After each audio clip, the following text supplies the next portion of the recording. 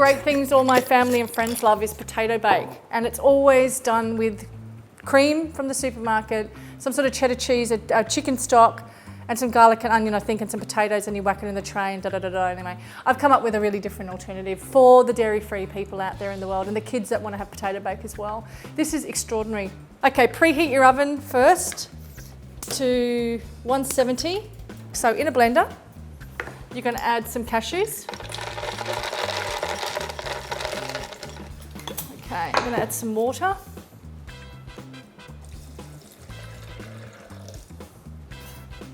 And we're just going to blend this until it's very creamy. What I'm after in this consistency is, I don't want to feel the sandiness of nuts between my fingers. Really important, okay? So we're going to stop and start the machine just to see where we're at for that sandiness, okay? Right. Next thing I want to do is cut my potatoes, slice them in half. We want them nice slices. And one more. How quick's this? It's the chef's cheat. Straight into here. All the same size. Oh, it makes me happy. So I'm going to do the same thing actually with the mushrooms as I did with the potatoes. Then I'm going to wash the machine. Just put it straight through. I've got sliced mushrooms, just lost one. Done. I love how this is all the same size. Just makes the cooking process evenly cooked. All right, now to my capsicum. Best way to save on, best way not to waste a capsicum is do exactly what I just did, and then you can just take out all this situation like this. Beautiful. Now I just want julienne slices of this. Nice sharp knife, yeah? Just cutting through that. And then just chop them in half again.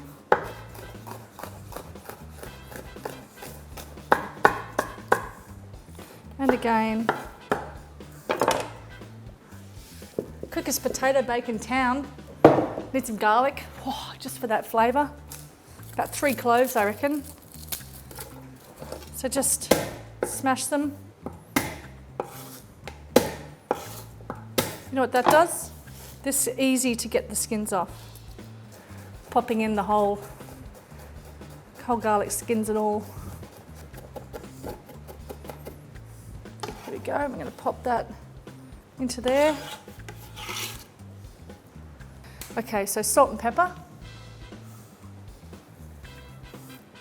Get some lovely fresh ground pepper out of my mortar and pestle. Mortar and pestle? That's it, yeah. All right. All right, I've got a bigger bowl because I've got quite a lot here. I love how all the potatoes are all the same size. Okay, here comes my wet mix of cream.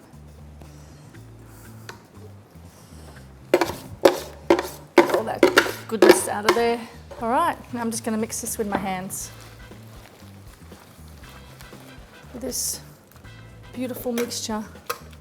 Now I'm just going to press this down so everything is even on one. Every time I put something in, I'm just going to dump it in. I'm just going to push it down, making sure everything's even. And there's no holes there. That garlic coming through, it's really beautiful. So I've just freshly grounded some dried chili. You can use paprika, totally whatever you want. So I'm just going to pop this on top, just for a bit of colour. And I do want a little bit of heat coming through. Isn't that lovely? Freshly ground chili, hey? So you're just going to put this over the top. And you want to be really quite firm here, trapping in that air. You don't want to let any air escape. You really want that to act as a steaming technique. And then we're going to pop this into the oven. Now, when you take this off, just be careful, yeah, because of the steam. So you want to really just be mindful of what you're doing. Just pull it back towards you and let that steam just come up. And there we have it. Oh, it's good, it's good. Oh yeah, beautiful. Beautiful, beautiful, beautiful, perfect. Now I'm gonna let this sit. Just let those flavours marry and just relax into the creamy sauce that it is. And then I'm gonna serve it up tonight for dinner. It's really that simple. This is a 1-pot shepherd's pie. In other words, I'm using basically 1 pot, which is the ironclad cast iron pans. Oh my gosh. Seriously, heaven pans to use. They're non-stick, they're amazing.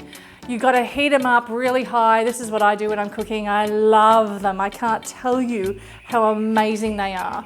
I want a good splash of olive oil. Yes, a good splash, Cynthia. And I'm gonna add the leek, the carrots, and the celery. That pan is deliciously hot. You know what's extra cool about this pan? Ironclad give you these amazing little handles. Winning! Non-stick, look at this. I know, right? Oh my God, cast iron, non-stick without all the shit and chemicals. Add your mushrooms. Add your garlic.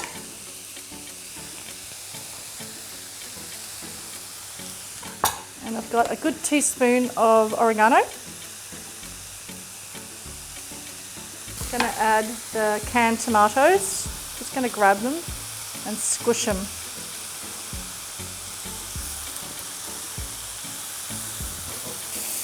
Nothing.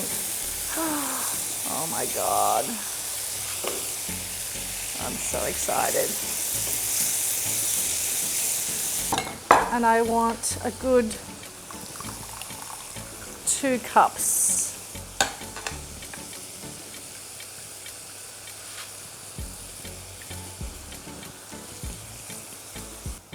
And I want a 1/2 cup of water. And I'm thinking a little bit of sweetener and more seasoning. And sweetener, I mean the most beautiful sweetener in the whole world, maple syrup. And it's like a teaspoon. Just start with a teaspoon, just a tiny bit. It just cuts the edge of the acidity in the tomatoes. Just a teaspoon. And now it's getting quite dry, so I'm going to add another 1/2 cup of water. Oh, this is looking good. This is what I want. Okay, I'm going to cook this for at least 30 minutes.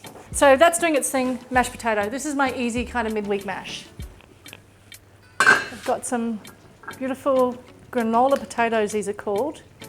In cold water, I've got 2 cloves of garlic, and I've got some lovely salt and pepper. And I'm going to cook that until it's completely soft.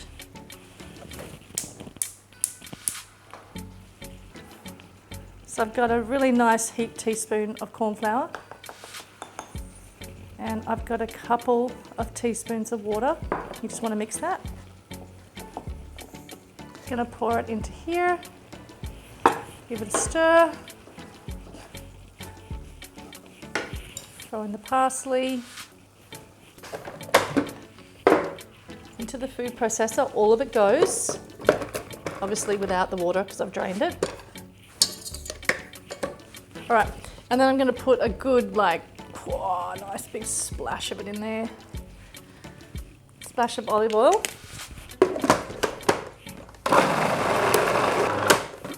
And then have a taste. Oh my God. The midweek special. I'm not having to mash the mash or put it through a ricer. You just chuck it in here. Cut them up into tiny ringlets. I want a good 1/2 cup. And you can put less than 1/2 cup if you want, it's up to you. I just want the flavour.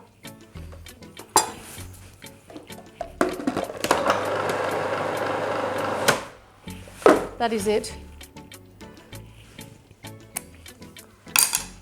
I could just sit on the couch and eat that, like a big bowl of it, just kind of like, but I'm not going to. I'm going to put it in there.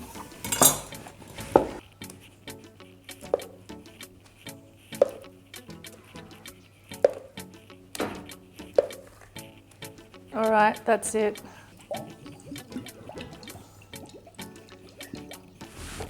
And it goes into the oven for about 10-15 minutes so this goes nice and golden.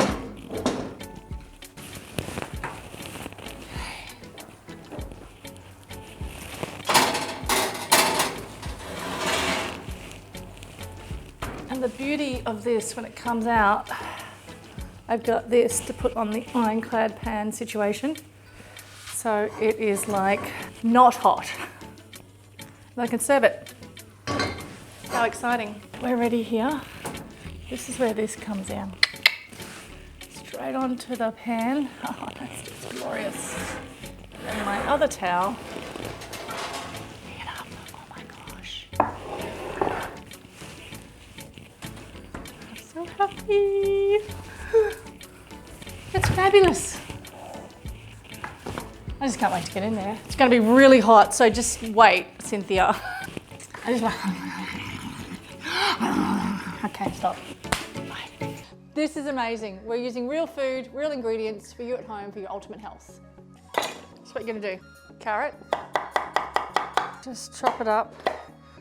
Try and chop it up the same, Cynthia. Garlic. This is the cheese sauce. Stay with me, don't leave me. You're gonna love this, trust me.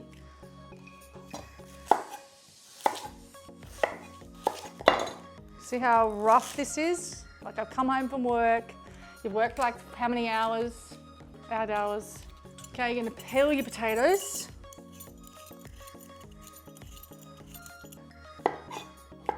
Into a stringy, kind of cheesy situation. Okay, look how much water. On, bring it to the boil. You're gonna boil that until it's completely soft, until everything is so soft. That cheese is gonna cook. The next thing is we wanna get our breadcrumbs ready. You're gonna need this nice skillet. So I want some olive oil in here, and I wanna make these breadcrumbs crunchy. I know, right? You're thinking, why would you do that? Well, I want to. If you're nut-free, don't put cashews in there. I just want the depth and the creaminess coming through, so I'm gonna put them in. So, doing its thing. Grate a bit of garlic on that. Just a little bit, it's only like half a clove, not a lot. Actually, you can make this at home, Gigi. All right, see how I'm just toasting the breadcrumbs in the oil and the garlic? And I want a little bit of salt and pepper here. And I just want them to go brown. Oh, that garlic smells lovely, doesn't it? Hey? Beautiful. The whole place is smelling like what? Get it out of the pan and just set that aside. And the last ingredient is potato starch. Oh, smelling like glory right now. This is amazing. The smell of this is just delicious. Nice and soft. See how it's just falling apart? That's what we want, it to just fall apart. Take the water out and use the water when you need to. And meaning like, if the blade of the your blender doesn't go around, that's when you're gonna add some more water. So, that's gonna go into there. I'm gonna put a little bit of savoury yeast for the cheesiness. I want some turmeric for the colour. And I've just got some store-bought Dijon mustard here. Just want a little bit of it, okay? Don't want too much of it.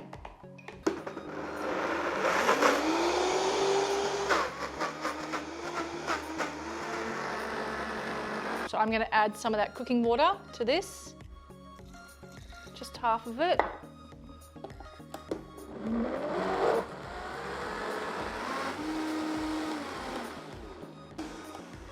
Okay, and the second part of this incredibleness, so I'm going to pour that into there. I'm going to add 2 tablespoons of this. So I've tripled this cheese recipe for today because there's 3 of us in here. And then I want a little bit of water. So this is boiling. You can see it's just kind of bubbling on the sides there. See that? So now I'm going to add that dissolved potato starch in that little bit of water, okay, into here. And this is where I'm gonna pull up a chair. Make sure I don't get splattered in the face, right? And I wanna cook that potato starch right down. Now we're looking like a cheese thick sauce. Okay, turn it off, and then I'm gonna dump the mac in there. That's cooked already.